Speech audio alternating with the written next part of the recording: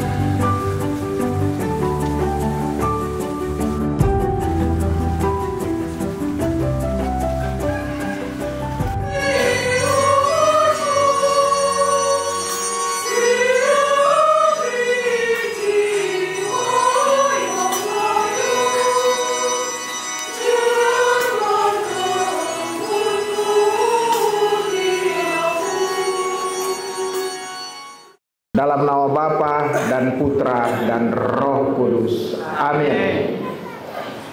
Kepala distrik.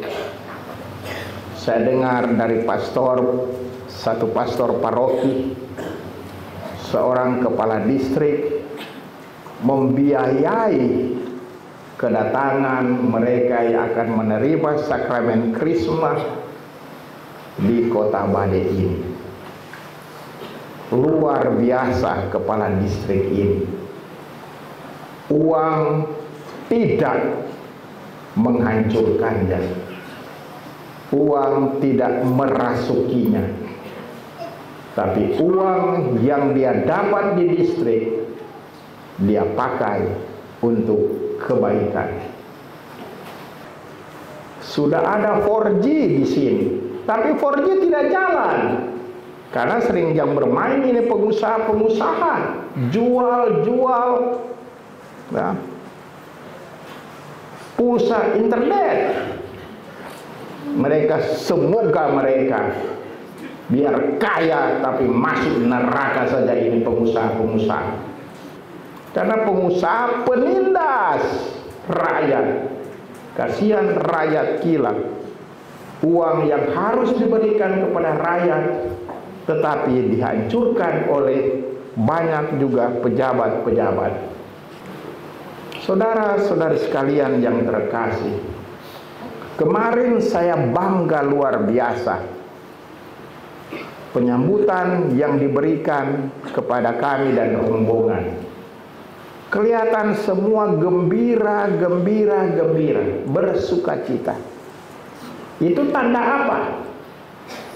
Tanda ini orang-orang yang percaya kepada Tuhan. Karena kegembiraan cuma berasal dari Tuhan. Kegembiraan sejati ya. Kegembiraan yang berasal dari Tuhan itu sejati.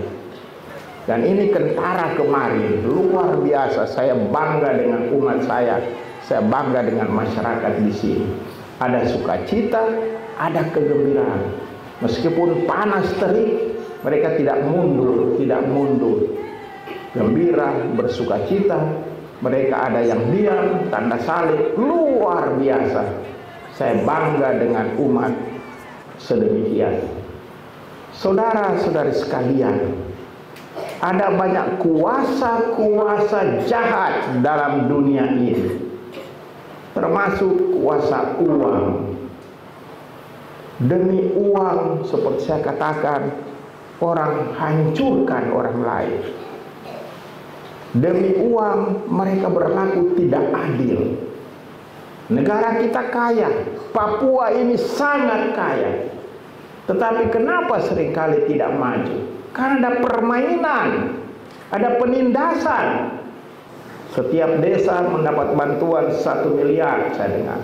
Dan Presiden Jokowi akan tingkatkan menjadi 2 miliar. Coba bayangkan, desa-desa punya uang. Tapi uang itu tidak beredar di desa, beredar di Bade atau di Kepi. Kita lihat tanah Papua itu begitu kaya. Begitu kaya. Semuanya diberikan oleh Tuhan kepada kita. Karena Tuhan itu baik. Dan Tuhan menginginkan supaya kita hidup dalam sukacita dan kegembiraan. Tidak apa-apa hidup sederhana. Seringkali saya lihat orang-orang di kampung hidup sederhana, gembira, bagus. Tetapi banyak kali orang-orang yang di kota banyak uang, tapi murung, muram, sedih, lantas dalam kesedihan mengeluh, mempersalahkan, mengkritik pemerintah, mengkritik gereja. Bukan main mereka.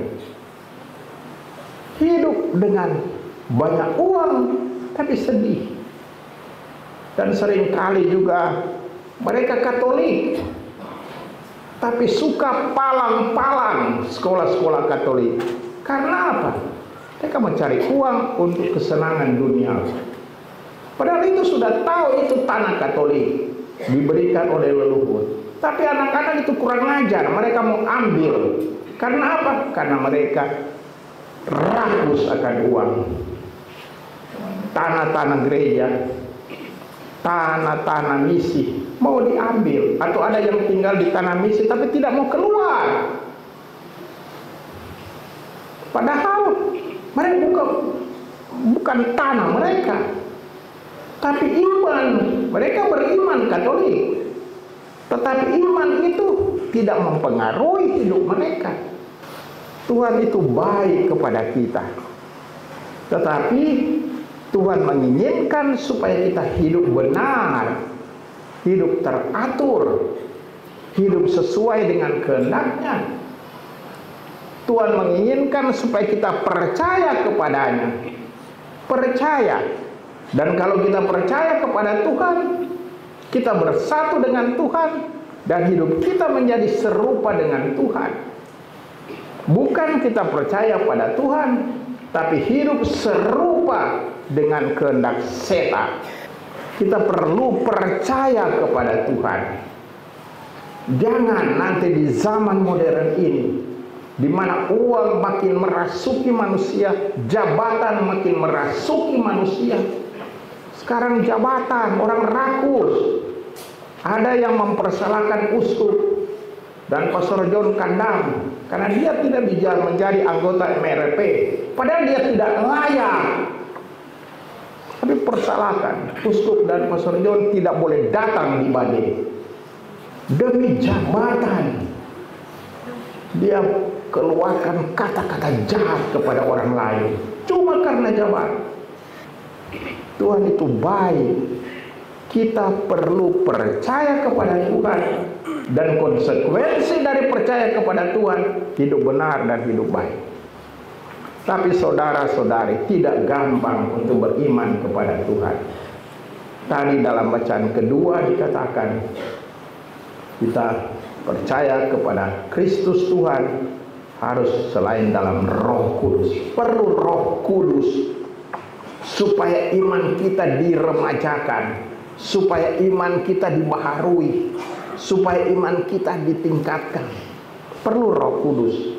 Roh Kudus itu turun bagaikan tiupan angin keras.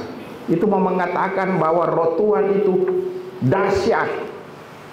Allah itu dahsyat dengan rohnya, mengalahkan segala kuasa-kuasa jahat, termasuk kuasa uang. Percaya, beriman kepada Tuhan tidak gampang di zaman modern ini.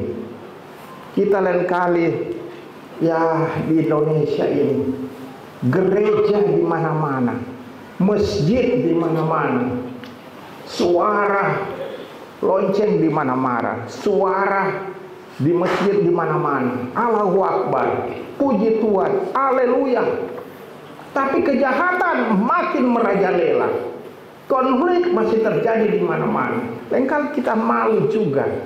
Republik kita adalah republik beragama, tapi hidup seringkali tidak beragama.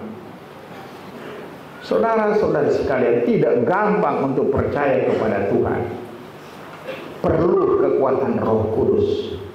Tadi roh itu dahsyat. Roh Tuhan itu memberi semangat, bagaikan lidah api turun kepada kita, memberi semangat. Roh Tuhan juga itu mempersatukan. Terdengar dalam bacaan pertama tadi, rupa-rupa bangsa yang datang, tapi semua mengerti apa yang disabdakan oleh para rasul yang dipenuhi Roh Tuhan. Karena Roh Tuhan itu mempersatukan. Bahasa Roh Tuhan adalah bahasa cinta. Cinta mempersatukan. Kekerasan menghancurkan. Dusta menghancurkan. Cinta yang mempersatukan. Roh Tuhan ada. Ya. Kita berbeda-beda juga. Dikatakan di sana. Ada orang Yahudi, non Yahudi, tapi bersatu. Di sini juga berbeda-beda. Ada orang asli, ada orang yang dari luar. Orang asli juga berbeda-beda, suku ini, suku itu, suku sana. Tapi kita bersatu di dalam Roh Tuhan, bersaudara, tidak saling menghancurkan. Kau dari suku mana? Mui. Oh, payah kalau Mui. Oh, dari mana? Suku apa lagi? Aulu. Oh, para kamu. Kami dari suku Torpedo. Bukan. Yakai. Kami yang kuat. Jangan begitu. Oke, kita bangga dengan suku kita. Tapi suku itu ada ciptaan Tuhan untuk hidup bersama dengan suku-suku lain, bukan untuk saling menghancurkan. Lantas kita pakai emosi suku untuk cari caleg.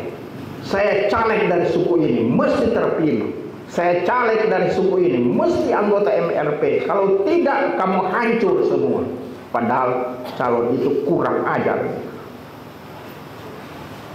Lain kali kita salah mengerti tentang iman kita. Tidak gampang. Kita perlu dipenuhi dengan Roh Kudus. Tapi bagaimana dipenuhi dengan Roh Kudus? Datang ke gereja, berdoa. Belas kasih, pengampunan. Itulah inti hidup kekatolikan. Itu inti hidup kekristenan. dunia disembuhkan oleh pengampunan.